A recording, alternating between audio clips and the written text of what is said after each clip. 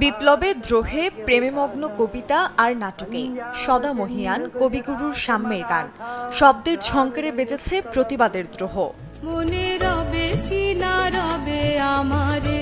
জাতীয়তাবাদের ঘোর বিরোধী প্রিয় কবি শাসক শ্রেণীর বিরুদ্ধে অস্ত্র বানিয়েছেন তার লেখনী। ইংরেজ শাসকের শোষণে হার না মানা রবি ঠাকুর বঙ্গীয় রাজনীতিকদের বিনতিকেও প্রত্যাখ্যান করেছিলেন কঠোর ব্যক্তিত্বে। প্রাণীহত্যা ধর্মের নামে হলেও তাতে সায় ছিল না রবীন্দ্রনাথের। তাই তো কলকাতার কালীঘাটে পশুবলির বিরুদ্ধে আন্দোলনেও স্রোতের বিপরীতেই ছিলেন কবি। পাত্তা দেননি গোঁড়া হিন্দু সমাজের সমালোচনা। আজি প্রভাতে রবির কর কেমনই পশিল প্রাণীর পর, এ প্রতিপাদ্যকে বইবন্দি করেন রাজস্বী উপন্যাস বা বিসর্জন নাটকে, যেখানে প্রকাশ পায় তার হত্যা ও হিংসা বিরোধী মনোভাব। জোড়াসাঁকো ঠাকুরবাড়ির এই সন্তান হিংস্রতা এবং জিঘাংসার বিপক্ষে ছিলেন আমৃত্যু।